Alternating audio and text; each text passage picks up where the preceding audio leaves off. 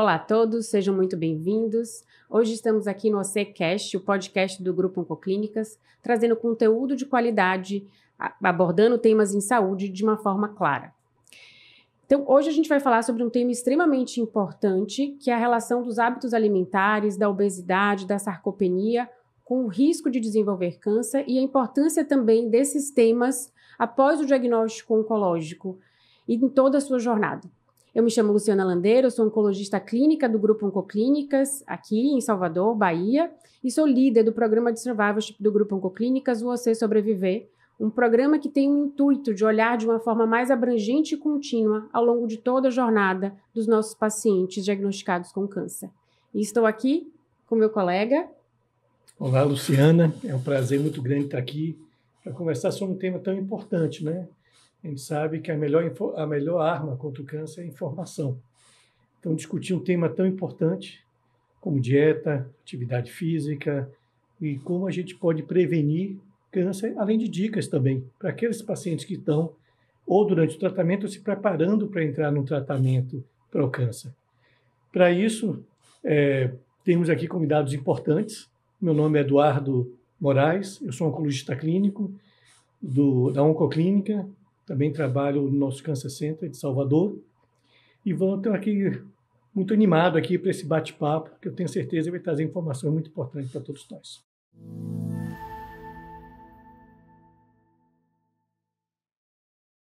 Então, para essa conversa, a gente tem esses dois convidados muito especiais. O primeiro deles, Dr. César Machado, mastologista do Grupo CAN e do nosso Cancer Center, do Grupo Oncoclínicas, Hospital Santa Isabel, em Salvador. Ele que tem um projeto, né, desenvolvido ao longo do seu mestrado, justamente olhando para essa associação entre obesidade e risco de desenvolver câncer e também outros aspectos, né, de doença cardiovascular e o risco de câncer. Vai falar um pouco para a gente dessa associação e como a gente pode melhor orientar os nossos pacientes. E também temos Fernanda Becker, que é nutricionista, mas com uma especialização em oncologia. Ela tem muita experiência com a gente há de vários anos, orientando, tratando, acompanhando pacientes antes, durante e após o tratamento com câncer. Tenho certeza que traz aqui dicas e informações muito importantes para todos nós. César, então vamos conversar com você, César. Fala um pouquinho para a gente aí, qual é a relação, o que a gente sabe realmente sobre dieta, a relação dieta e câncer? Tanto com relação à dieta quanto à obesidade, está mais do que comprovado, né, por diversos mecanismos, né, que a gente pode destrinchar durante a conversa, mas de aspectos da inflamação crônica, que é uma das bases que tem na formação do câncer. E aí, tanto uma alimentação quanto o controle da obesidade consegue controlar. A obesidade em si, se nós formos falar, nós temos diversas alterações em termos de hormônios, de citocinas, né, controle, melhora ou piora da ação da imunidade anticâncer. Um mecanismo de defesa que nós temos chamado de apoptose, que está reduzido nas pessoas obesas, né, a resistência à insulina. Então, por diversos mecanismos, nós temos ou uma prevenção do câncer ou um estímulo à formação e ao crescimento de um câncer, a depender desses hábitos que a pessoa tenha durante a vida. Fernanda, e a gente tem visto um número crescente de casos, né, de câncer, não só na população em envelhecimento, mas também na população jovem. Todo mundo se pergunta o porquê, né, desse aumento de risco, se há alguma associação com a alimentação, que fatores ou como que a gente pode ter uma alimentação melhor, né, no nosso dia a dia para que a gente possa reduzir esse risco de vir a desenvolver câncer. E indo um pouco além, né, uma pergunta que surge muito existe uma dieta anti-câncer? Perfeito, Luciana. A gente tem hoje realmente, né, um aumento do número de pacientes oncológicos e oncológicas com idades mais reduzidas, pacientes jovens. E conversando com eles, a gente percebe uns hábitos de vida mais diferentes. A gente tem pessoas que trabalham demais, um estresse muito grande, e isso sobrecarrega a questão da escolha alimentar. Então, hoje em dia, eles preferem escolher alimentos mais práticos, mais rápidos, os ultraprocessados. E além da obesidade, né, que esses alimentos geram, a gente também tem pacientes que não são obesos, mas eles têm um nível alto de gordura, de percentual de gordura, mesmo não tendo esse grau de obesidade do IMC. A gente sabe que a obesidade é fator de risco para vários cânceres. E assim, a forma como a gente escolhe nossa alimentação, o que vai ter no nosso prato, realmente a gente muda muito o destino, né, da nossa saúde em geral. Em relação à dieta anticâncer, a gente não precisa falar sobre isso. Não existe essa dieta certinha, padronizada, até porque cada paciente é único. A gente só fala de alimento, comida de verdade. Então, escolhe comida de verdade. Aquela comida, aquele alimento que você escolheu, ele veio realmente da natureza, ou ele veio de um pacotinho, ou ele veio de uma indústria alimentícia. Se ele veio da natureza, ele é bem-vindo, né? Então, frutas, legumes em geral, as proteínas bastante. Durante o processo oncológico, a gente precisa muito do consumo de proteína, mas é escolher ter boas escolhas alimentares, boas qualidade na sua escolha alimentar. Muito interessante. A gente vive realmente uma epidemia de obesidade, né? Até o Brasil, né, que até pouco tempo o grande problema era malnutrição, desnutrição, a gente vê realmente uma epidemia e está muito relacionada realmente com os hábitos de vida. A mudança alimentar do brasileiro, em todas as classes sociais, é muito grande. E a gente observa realmente refletindo nos altos níveis, né, de sobrepeso, obesidade. Cezinha, eu tenho certeza que isso é um tema comum, né? Você chega no seu consultório, pacientes que estão com sobrepeso, obesidade. Vamos separar um pouquinho, falar um pouquinho sobre prevenção e depois sobre tratamento. Como é que você orienta seus pacientes assim, em relação à mudança de hábito de vida? Qual é o caminho que você tem alguma dica aí para passar não só para os pacientes, mas também para os colegas médicos que porventura estejam assistindo? Como é que você aborda isso com os seus pacientes? Eu diria que nós temos um tripé que eu acho que tem que andar, né, conseguindo os 3 fatores, você tem sucesso, e se você se dedicar muito a um apenas, o outro não, que seria alimentação, atividade física e controle de estresse. Eu diria que se você conseguir esse tripé, você vai conseguir um estilo de vida, você vai conseguir combater a obesidade. Então, só você ter uma dieta rigorosa, mas se não praticar atividade física e ter um nível de estresse alto, você não vai conseguir os benefícios metabólicos que aqueles alimentos poderiam te trazer, né? E vice-versa. Então, no controle do estresse, que talvez seja um dos grandes males atuais da nossa vida, a gente tem diversos exemplos, como uma meditação, a yoga, uma roda de amigos, uma prática religiosa, né, uma boa higiene do sono. Então, são pequenas coisinhas que você pode ir fazendo, né? Atividade física, né, durante algum tempo, isso no meu mestrado até que eu abordei isso, eu lembro que alguns artigos ainda falavam que você tinha que fazer mais aeróbico para um determinado tipo de prevenção, ou mais atividade resistida, e hoje meio que isso está caindo por terra. Hoje o que se fala importante é você praticar. E o que eu recomendo sempre aos pacientes é, o que é que seu olho brilha? Porque você vai para a academia, detestando estar na academia, não vai dar certo. Você vai pagar ainda o plano semestral da academia só para poder se obrigar a ir, e você vai 2 vezes, 3 vezes, e depois a rotina da vida não vai permitir você ir. Então, você gosta de uma dança, vai para uma dança. Você gosta de fazer uma canoa havaiana, faça uma canoa havaiana, né? É a musculação, é a corrida, é a yoga. E a alimentação, o alimento de verdade, né? Descascar mais e desembalar menos, né? Isso. Que essa regra já está mais do que difundida. Eu acho que realmente você tentar fugir dos alimentos processados, ultraprocessados, e realmente ir para a coisa natural, e que não é complicada. Uma banana você consegue levar, um ovo cozido, então assim, a praticidade você consegue adquirir, uma maçã consegue ficar fora da geladeira numa bolsa. Então você consegue tentar alimentos de verdade dentro dessa rotina, né, digamos assim, maluca que a gente inventou para a vida moderna. Acho que é isso mesmo, até assim, complementando o que você falou, reforçando, eu acho que essa abordagem multidisciplinar é muito importante, do tripé, como você colocou. Eu acho também os médicos, assim, vários estudos mostram que o mais importante é a recomendação médica. O médico está recomendando, então a gente pensa que é medicação, agora está muito na moda medicações para emagrecer, mas a recomendação médica é o mais importante, a orientação, acho que do ponto de vista que você falou, César.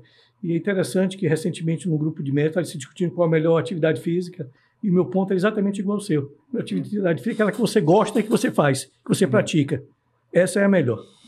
Perfeito. Eu acho que só deixar a mensagem, né, de que a recomendação, então, que a gente tem é de que o indivíduo exerça, pelo menos faça, né, pelo menos 150 minutos de atividade física ao longo da semana, né, então esse é o ideal, com pelo menos 2 dias de atividade com resistência, né, com carga. Claro que o ideal é esse, que você encontre, né, uma atividade que te traga prazer, mas tem pessoas que realmente não têm esse hábito, né? Não cresceram com esse hábito, né? Não tiveram uma infância um estímulo, e é um desafio maior. Então, eu acho que o nosso papel enquanto equipe multidisciplinar é trazer também a importância, mesmo não gostando, né? Talvez seja importante, né? Então, mesmo não trazendo o brilho no olho, que é o ideal, né? Às vezes a gente vai ter que trabalhar, e eu tenho pacientes que falam isso, eu não gosto, doutora, eu não vou gostar nunca, mas eu já entendi que isso aqui é importante para minha saúde e eu vou me dedicar, e realmente mudam, né, o hábito. Então, acho que o nosso papel é conversar, explicar, tentar ajudar para que eles encontrem, né, essa atividade física que traga essa alegria para sua rotina, mas às vezes isso não acontece e, enfim, faz parte, né, mas a gente precisa orientar também dos benefícios que isso vai trazer, e como o Eduardo bem mencionou, não existe uma atividade que seja melhor do que a outra, né? O importante é que a pessoa tenha, de fato, uma adesão e faça isso de uma forma regular. Mas trazendo um pouquinho o gancho de volta para a nossa dieta, e eu acho que a gente pode entrar um pouco nessa parte de tratamento, né? Então, uma vez que esse indivíduo seja diagnosticado com um câncer, quais as orientações, né, que a gente precisa passar no que se refere à dieta, Fernanda? Então, um paciente que vai começar uma quimioterapia ou que tem uma programação cirúrgica, né? Qual o papel? A gente sabe da importância, né, do nutricionista, então a gente tem como uma rotina na nossa unidade, na nossa clínica, indicar e passar na consulta, para que o paciente passe na consulta com o nutricionista, quais as recomendações básicas, né, para esse indivíduo? Perfeito. Na consulta nutricional lá na clínica, o que a gente mais preza? Eu tenho muitos pacientes que chegam para mim e falam assim, não se preocupe, eu já tirei glúten, eu já tirei farinha, eu já tirei açúcar. Aí eu falei assim, pode voltar o glúten, pode voltar a farinha, pode voltar o açúcar. A dieta não pode ser restritiva, eu falo muito para os meus pacientes. A gente acabou de receber um diagnóstico muito difícil de ouvir, de aceitar e de tratar. Então agora não é o momento da gente retirar nada, da gente fazer nenhum radicalismo na alimentação. É hora da gente saber fazer boas escolhas, para que seu corpo esteja nutrido, né? E fundamental, a equipe médica faz muito isso com a gente, com a nutrição, encaminhar os pacientes, principalmente antes de uma cirurgia, porque existem hoje suplementos nutricionais que a gente faz um preparo para a cirurgia, ou seja, a gente prepara o organismo do indivíduo para uma cirurgia, e esse mesmo suplemento ele é usado no perioperatório, tanto no pré quanto no pós, porque ele trata o paciente para a cirurgia e depois ele recupera o estado nutricional pós-cirúrgico. E a orientação é muita proteína, a gente realmente precisa de uma proteína maior, uma quantidade de proteína, porque é um paciente que vai fazer um tratamento que vai, sim, né, nos apresentar uma sarcopenia. É um curso natural do tratamento oncológico, então a gente precisa estar sempre monitorando perfil de proteína. Só te interrompendo, fala um pouquinho pra gente o que é sarcopenia, né? Porque eu acho que a gente fala muito de obesidade, esse conceito já é bem fácil de entender, mas o que é sarcopenia, para que quem está nos ouvindo entenda também? Perfeito. A sarcopenia é quando a gente perde a função do músculo, não só o músculo, né? Quando a gente fala assim, perdi massa magra, não é só isso, é quando a gente perde a função daquele músculo. Então, por exemplo, a pessoa está com a musculatura já flácida, e ele não consegue, por exemplo, levantar o braço, pegar um pacote de biscoito lá em cima, né? Carregar um saco de açúcar, de feijão, de farinha que vem no mercado, porque os braços dele já não têm mais aquela força que originalmente era para ter. Uhum. Então, a sarcopenia é a perda da função e da musculatura, né? E que infelizmente, a gente tem muito, é muito comum durante o tratamento oncológico. Então, a gente precisa orientar a questão da atividade física de resistência.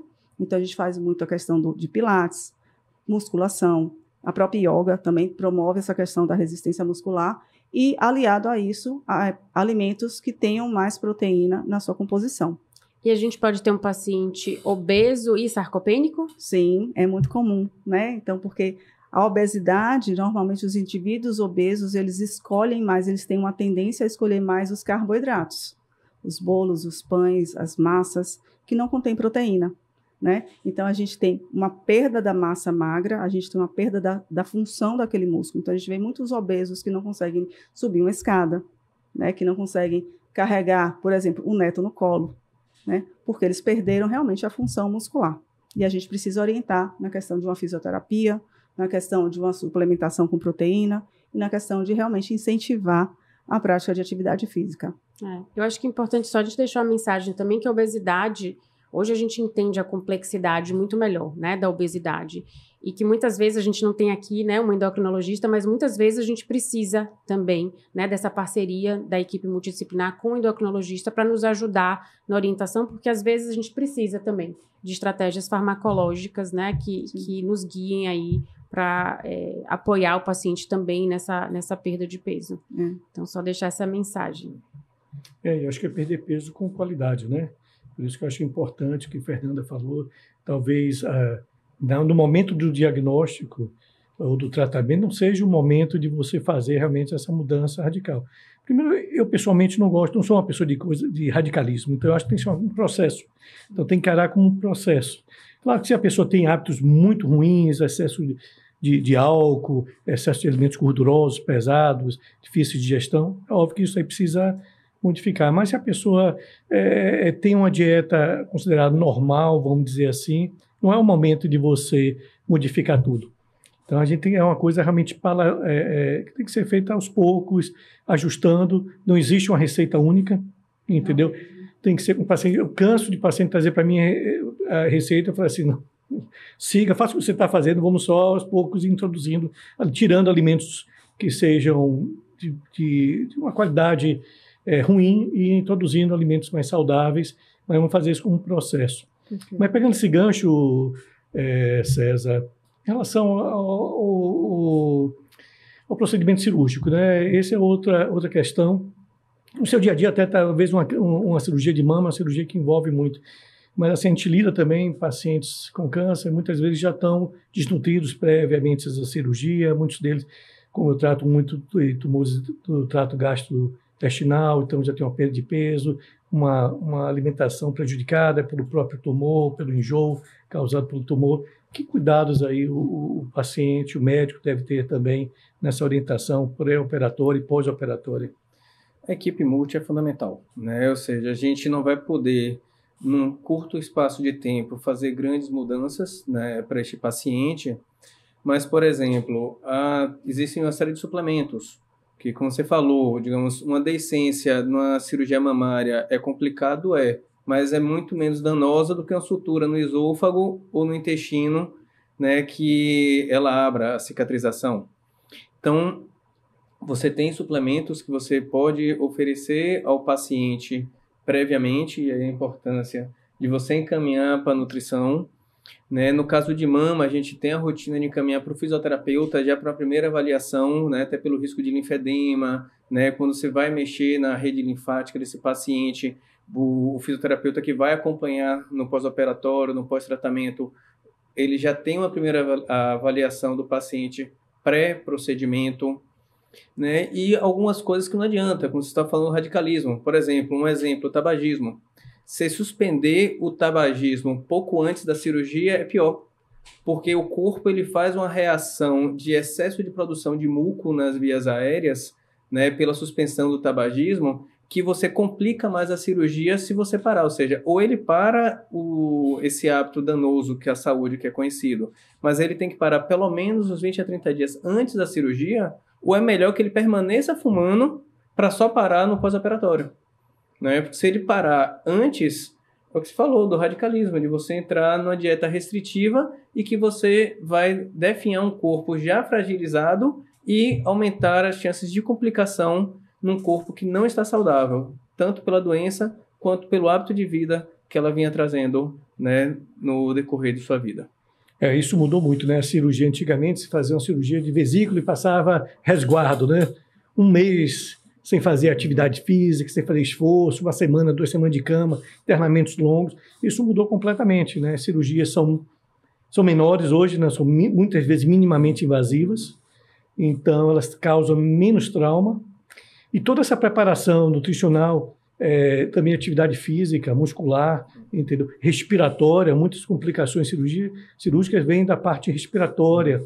E se vocês forem ver, mesmo cirurgias grandes, cardíacas, hoje, no outro dia o paciente está fora do leito, caminhando, andando, então isso mudou bastante, mostrando realmente quanto mais ativo tiver o nosso corpo e essa abordagem multidisciplinar, melhor são os resultados.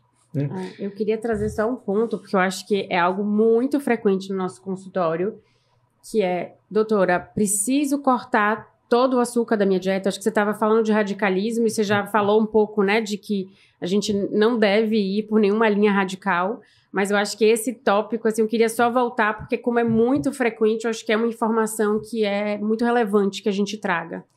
Eu vou só pontuar uma paciente que eu atendi e ela disse que pediram a ela que precisava tirar o glúten, ela tirou o pão. E a gente precisa muito escutar o paciente. Então, o que aconteceu com a paciente? Ela tirou o pão e ficou triste, deprimida. E aí, escutando ela, a ponto de tomar antidepressivo. Eu escutei ela e falei, por que você ficou assim? Então, não, porque me disseram que eu tinha que tirar pão. Ela mora em frente à padaria. Às 4 horas da tarde, todo dia, ela comia pão fresquinho. Ela comia pão fresquinho. Eu falei assim, menina, mulher, pelo amor de Deus, você traz o pão fresquinho amanhã para a gente comer pão. Então, assim, a gente precisa escutar o paciente, né? Dá para tirar, tudo bem tirar, porque tem paciente que tudo bem para ele tirar um doce, um pão, mas tem outros que sofrem mesmo, né? E por que tem essa coisa toda com açúcar, né? Por que se fala tanto do açúcar? Há 100 anos atrás, se falava que o açúcar alimentava o câncer. Essa frase tem 100 anos e essa frase já caiu por terra, né? Hoje a gente sabe que a célula cancerígena, ela se alimenta de qualquer tipo de substrato que você ofereça. Se a gente der glicose, ela vai se alimentar da glicose, ou da proteína, ou da gordura, de qualquer tipo de alimento, fonte alimentar que a gente oferecer no nosso organismo, a célula tumoral vai se beneficiar. Mas as outras células da gente só se beneficiam da glicose obtida através do carboidrato. Seja ele açúcar, fruta, pão, macarrão, aipim, enfim. Então, não existe essa coisa de que açúcar alimenta o câncer, né? É uma coisa muito antiga. Então, eu falo muito para o paciente, não é uma questão de que você não precisa, não é que tem que comer açúcar, mas pode comer, né? E nada muito exacerbado. Não é açúcar em demasia, não é gordura em demasia. Então, quando eu falo, sou nutricionista, está liberando você ir para uma cafeteria, é para você ir para uma cafeteria, comer um bolo simples com café. Não é para você ir lá pedir a torta mais chocolatudo que tiver, com recheio de chocolate, com cobertura, e ainda pede... nem chocolate, né? Ainda pede um chocolate duplo com borda daquela coisinha lá que a gente conhece de chocolate com avelã. Aí eu disse, mas não foi isso que eu pedi, né? Então, assim, tudo com moderação dá para fazer. Dá para a gente comer um acarajé? Dá para se comer um acarajé. Né? Então, depende muito de cada paciente, de cada estágio da doença que ele está, do sintoma que ele está sentindo. O paciente não tem diarreia no tratamento, ok, vamos comer o acarajé. Né? Mas o paciente está muito debilitado, perdeu peso, desidratou, foi parar no hospital desidratado porque teve uma diarreia forte. Realmente, para ele, agora, a gente não pode liberar. Então, cada caso é um caso, mas o açúcar pode ser consumido com moderação. Perfeito. Eu acho que assim, a mensagem também principal aqui é cada indivíduo é único, né? Nas suas rotinas, né? De alimentação, dos seus hábitos familiares. Então, a gente precisa entender as particularidades. Inclusive, um indivíduo pode não ter acesso a determinados suplementos por questão de custo, né? Então, na rotina, às vezes, inserir determinados alimentos vai trazer um custo que não é possível para aquela família, para aquele indivíduo naquele momento. Então, tudo isso conversado, né? Você trouxe um exemplo da paciente que trouxe algo que era muito importante para ela, né? Tudo isso precisa ser conversado na consulta para que esse planejamento seja individualizado e faça sentido, né? Para aquele indivíduo, assim, que o ajude e faça sentido. Porque não adianta nada prescrever um dos melhores suplementos e a pessoa não ter a condição financeira de comprar aquele suplemento. Então, eu falo assim, não, eu fiz minha parte, ele vai nutrir, ele vai adquirir proteína. Não, ele não vai, porque ele não vai consumir, porque ele não vai comprar o produto. Então, a gente precisa entender em que momento eu posso colocar ou mais ovo ou mais suplemento que custa 300, 400, 500, 600 reais, né? Que dura 15 dias. Então, onde é que eu vou entrar? É no ovo cozido ou é no suplemento? A gente precisa analisar. A gente estava falando também dos outros mitos, né? Das pacientes que trazem de chás, de suplementos outros. Não foi, Eduardo? Eu acho que isso é um tema importante.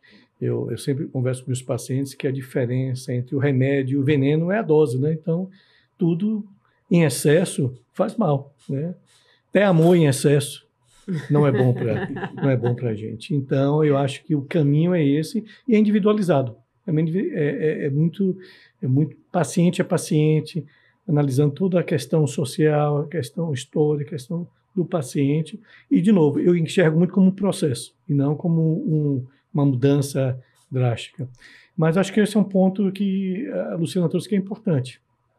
Suplementos, vitaminas, o que é que vocês acham aí, Cezinha, em relação a isso? Você recomenda? Você não recomenda? Chás, produtos naturais? No pós-operatório, né? Às vezes os pacientes também têm essas perguntas. Não posso comer determinado alimento no pós-operatório, porque isso não vai me ajudar. Famoso remoso. Eu até brinco com os pacientes. Cientificamente, não existe alimento remoso. Porém, o conhecimento de vovó a gente não deve jogar fora. Com relação ao alimento remoso, na realidade, existe uma publicação mexicana analisando alimentos remosos. E qual é a conclusão deles? Que, na realidade, são alimentos ricos em bactérias, que durante o cozimento, a cocção, você não vai ter mais um componente infeccioso deste alimento, porém, você vai ter as toxinas liberadas pela morte dessas bactérias.